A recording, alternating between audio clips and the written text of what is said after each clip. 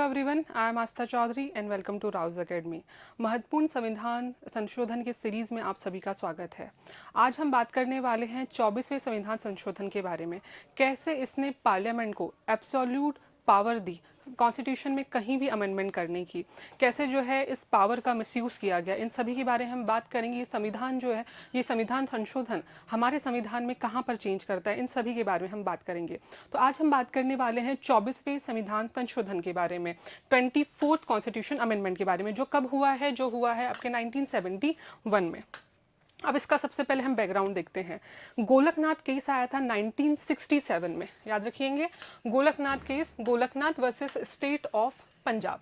इस केस की जो है थोड़ी पृष्ठभूमि को हम सबसे पहले जानेंगे, क्या कहता है ये।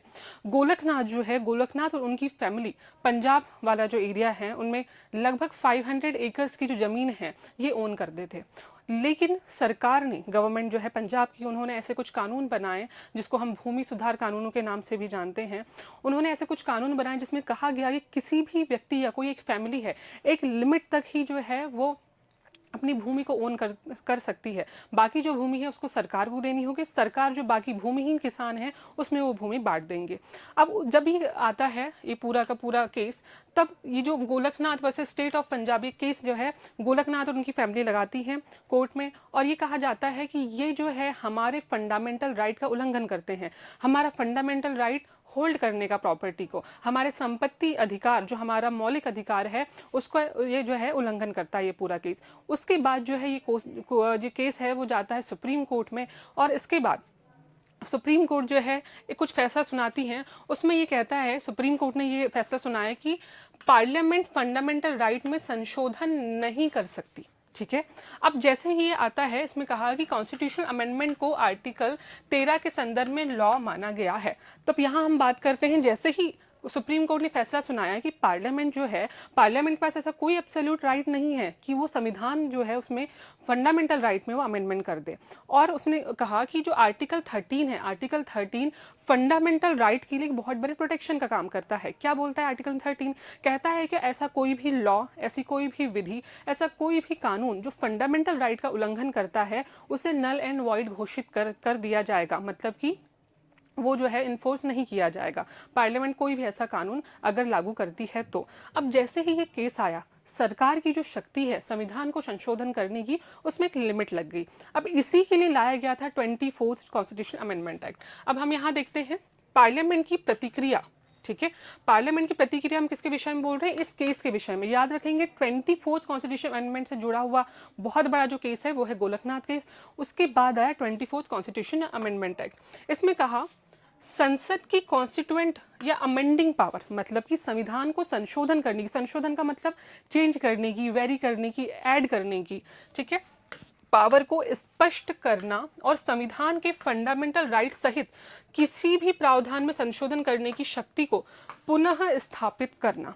अब जैसे ही सुप्रीम कोर्ट ने हमारी गवर्नमेंट के अगेंस्ट में अपनी रूलिंग दी, वहीं जो है पार्लियामेंट ने अपनी संशोधन करने की जो है शक्ति का यूज़ करते हुए ये कहा कि जो पार्लियामेंट है, जो गवर्नमेंट है, जो यूनियन गवर्नमेंट है, वो संविधान के किसी भी भाग में संशोधन कर सकती है, चाहे वो फंडामेंटल राइट क्यों ना हो। तो ये जो है ये पूरी की पूरी रूलिंग थी 24th कॉन्स्टिट्यूशन अमेंडमेंट की। अब इसके हम आगे देखते हैं। याद रखिएगा गोलकनाथ केस जो है वो कब आया, गोलकनाथ केस किस कॉन्स्टिट्यूशन क्वेश्चन से जुड़ा हुआ था, ये सभी आपके एग्जाम में पूछता है। याद रखेंगे गोलकनाथ केस 1967 का है। और किससे जुड़ा हुआ है? कहता है जो फंडामेंटल राइट हैं उसमें संविधान संशोधन जो है हमारे पार्लियामेंट या हमारी संसद नहीं कर सकती है। ठीक, चलिए अब इसमें देखते हैं। तो जैसे ही 24th कॉन्स्टिट्यूशन अमेंडमेंट आया तो संविधानिक आर्टिकल में चेंज किया। हम कहते हैं कि ऐसा पहला जो चेंज है हमें 368 आर्टिकल जो है, जो संविधान संशोधन की अनुमति देता है, उसमें हमें देखने को मिलता है। तो ये जो क्वेश्चन है ये एमपीपीएससी प्रीलिम्स में भी आ चुका है कि पहला ऐसा कौन सा संविधान संशोधन था जहां हमें 368 आर्टिकल में संशोधन देखने को मिला पूर्णतः। तो हमें मिला 24th में। तो 24th ने आर्टिकल 368 में जो है इसमें क्या बदलाव किया? इसने कहा कि स्पष्ट किया पार्लियामेंट जो है अपनी कॉन्स्टिट्यूएंट पावर, ठीक है, कॉन्स्टिट्यूएंट पावर मतलब संविधान संशोधन की शक्ति का प्रयोग करते हुए संविधान में क्या कर सकता है? कोई भी प्रोविजन को जोड़ सकता है, अगर उसे लगता है कि ये सफिशिएंट नहीं है तो कोई एक प्रोविजन जोड़ देना चाहिए। किसी भी प्रोविजन को थोड़ा सा मॉडिफाई कर सकता है, चेंज कर सकता है, या फिर किसी भी प्रोविजन को हटा सकता है। संविधान के किसी भी भाग में, किसी भी पार्ट में, किसी भी आर्टिकल में पार्लियामेंट को संशोधन करने की ये शक्ति प्रोवाइड करवाता है। मतलब एक एब्सोल्यूट पावर जो है, अनलिमिटेड पावर, इसने 24th कॉन्स्टिट्यूशनल अमेंडमेंट ने इसको प्रोवाइड करवाई। ठीक है, मुख्य बात आप याद रखिएगा, parliament can amend any amend the constitution including fundamental right. ये जो है पूरा सार है आपके 24th कॉन्स्टिट्यूशन अमेंडमेंट का। और हम बात करते हैं, चलिए उसके बाद जो है आर्टिकल 13 क्लॉज 4, इसमें क्या बोला गया, क्योंकि आर्टिकल 13 एक ऐसा हमारा आर्टिकल है जो हम कहें एग्जीक्यूटिव या फिर हम कहें हमारी जो गवर्नमेंट है, पार्लियामेंट है, उसको रोकता है कोई ऐसे कानून बनाने से जो उल्लंघन करती है हमारे मौलिक अधिकार का, यहाँ के सिटीजन के जो है फंडामेंटल राइट का। अब इन्होंने क्या किया, उस टाइम जो गवर्नमेंट है उसने ये किया कि उसी को चेंज कर दिया, उसमें कुछ चीज़ें ऐड कर दी। क्या कहा उन्होंने, जोड़ा क्लॉज 4, ठीक है, आर्टिकल 13 क्लॉज 4, कहा कि इसमें स्पष्ट किया संविधान संशोधनों पर लागू नहीं होगा। क्या नहीं लागू होगा, ये आर्टिकल 13 लागू नहीं होगा, क्योंकि आर्टिकल 13 का जो मैटर है, जैसा हमने आपको अभी बताया, तो उसमें ये कहा गया है कि कोई भी ऐसा लॉ जो क्लैश करता हो फंडामेंटल राइट से, तो उसको नल एंड वॉइड घोषित कर देंगे। अगर अब पार्लियामेंट कोई भी लॉ घोषित करती, कोई भी ऐसा लॉ बनाती जो फंडामेंटल राइट से भी जो है मेल नहीं खा रहा हो, तो वो जो है उसका उल्लंघन नहीं माना जाएगा और उसको रिपील नहीं किया जाएगा। तो जो आर्टिकल 368 के अंतर्गत आते हैं, कहता है कि 13 संविधान संशोधन पर लागू नहीं होता जो आर्टिकल 368 के अंतर्गत आते हैं। ठीक है, तो याद रखना है आपको, आर्टिकल 13 उन्होंने कहा कि ऑर्डिनरी लॉज पर ही लागू होगा, संविधान संशोधन पर जो है लागू नहीं होगा, ये कहा पार्लियामेंट ने। तो पार्लियामेंट को फंडामेंटल राइट्स में संशोधन करने का संवैधानिक आधार मिल गया, किससे, 24वां संविधान संशोधन से। ये चीज आपको याद रखनी है। चलिए अब प्रेसिडेंट असेंट की बात करते हैं। 24वां संविधान संशोधन क्या कहता है, एक और बात कहता है, इसमें कॉन्स्टिट्यूशन अमेंडमेंट बिल के लिए कहता है पार्लियामेंट से अगर पारित होता है तो प्रेसिडेंट अपनी स्वीकृति देना प्रेसिडेंट को बहुत अनिवार्य रहेगा, कंपलसरी है। कहता है अगर कोई भी कॉन्स्टिट्यूशन बिल जो है हमारी गवर्नमेंट पास करती है तो उसके बाद ही होता है, जब भी कोई बिल पास होता है, दोनों सदन में पास होता है, उसके बाद उसको राष्ट्रपति की स्वीकृति मिलती है, उसके बाद जाकर वो कानून बन पाता है, वो लागू हो पाता है।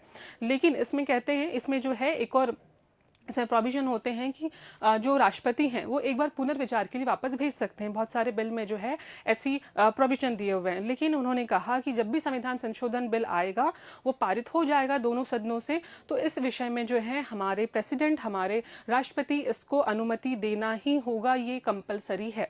तो ये भी जो है इसी संविधान संशोधन से आया। आज हम देखते हैं कि यही प्रोविजन है, राष्ट्रपति जी को जो है अपनी अनुमति इसमें देनी ही होती, स्वीकृति देनी होती है, इसमें सिग्नेचर करने होते हैं। ठीक है, तो राष्ट्रपति के पास ऐसे विधेयक पर असेंट रोकने का जो है जो डिस्क्रिशन होता है, विवेक नहीं होगा। ठीक, चलिए ओके अब यहाँ पर जो है महत्व और बेसिक स्ट्रक्चर से कनेक्शन हम देखते हैं। अभी जब हम पढ़ेंगे केशवानंद भारती केस के बारे में, तो उसमें हम देखेंगे कि 24th कॉन्स्टिट्यूशन अमेंडमेंट में क्या और जो है बाद में फिर इसको रिवर्स किया गया, चेंज किए गए। तो हमने देखा कि गोलकनाथ पोजीशन को बदला था, ठीक है, किसने, 24th कॉन्स्टिट्यूशन अमेंडमेंट एक्ट ने, क्योंकि गोलकनाथ केस में क्या कहा, पार्लियामेंट जो है फंडामेंटल राइट की जो है उसमें संशोधन नहीं कर सकती है। लेकिन उसके बाद जो है इसमें कहा गया कि आर्टिकल 368 को जो है और मजबूत किया गया। कहा इसने ऐसी 24th कॉन्स्टिट्यूशन अमेंडमेंट एक्ट ने कि इसमें जो है फंडामेंटल राइट में संशोधन करने की पूरी शक्ति है। फिर आर्टिकल 3 इसी के लिए आर्टिकल 368 में प्रोविजन उसको बदला। प्रेसिडेंट जो है उनका है कि उनकी अनुमति बहुत ज़्यादा ज़रूरी है, उनकी अनुमति कंपलसरी होगी। पार्लियामेंट की शक्ति याद रखिएगा अनलिमिटेड नहीं थी, parliament can amend the constitution. लेकिन केशवानंद भारती केस में उसके बाद हम देखते हैं क्या आता है, parliament can not destroy the basic structure. ये हम आगे आपसे बात करेंगे जब हम 26 कॉन्स्टिट्यूशन अमेंडमेंट एक्ट पढ़ेंगे। ठीक है, उसके बाद हम पढ़ेंगे केशवानंद भारती केस के बारे में। तो याद रखिएगा ये जो है 24th कॉन्स्टिट्यूशन अमेंडमेंट एक्ट का बेसिक जो है पूरा का पूरा सार था कि कॉन्स्टिट्यूशन को अमेंड करने की पावर जो है, चाहे वो फंडामेंटल राइट क्यों ना हो, कोई भी पार्ट क्यों ना हो, वो मिल गई थी हमारे पार्लियामेंट को, संसद को। याद रखेंगे इसके बाद इसको चेंज भी किया गया, लेकिन वो दूसरे अमेंडमेंट पे है। चलिए अब बारी है हमारे अभ्यास प्रश्न की। आप क्वेश्चन देख सकते हैं। Practice the following statement regarding 24th constitution amendment act 1971। आप ऑप्शन यहाँ पर देख सकते हैं, ऑप्शन को ठीक से आप पढ़ सकते हैं। इसमें कुछ समझ नहीं आता है तो आप हमें कमेंट सेक्शन बता सकते हैं। इसका सही जवाब जो है आप हमें अपने कमेंट सेक्शन में दे सकते हैं। अब बारी है आज की ज़रूरी सूचना की। राउज एकेडमी लेकर आया है आपके लिए यूपीएससी और एमपीपीएससी कोर्सेज बहुत ही रीजनेबल प्राइसेस में, और आपको सीनियर फैकल्टीज द्वारा पढ़ने का इसमें मौका मिलेगा। एमपीपीएससी और यूपीएससी दोनों के लिए ही 1 ईयर 2 ईयर 3 ईयर बैच इसमें चल रही हैं। इसमें आपको प्रीलिम्स मेंस इंटरव्यू उसके साथ मेंटोरशिप जो है प्रोवाइड करवाई जाती है। बहुत ही इफेक्टिव तरीके से स्टडी करवाई जाती है। इसमें आप जो है इसको देख सकते हैं। ज़्यादा जानकारी के लिए आप इस नंबर पर हमसे कॉन्टैक्ट कर सकते हैं, और आप इसको स्कैन करके हमारा राउज एकेडमी का ऐप डाउनलोड कर सकते हैं। ज़्यादा जानकारी आपको इस पर भी मिल जाएगी।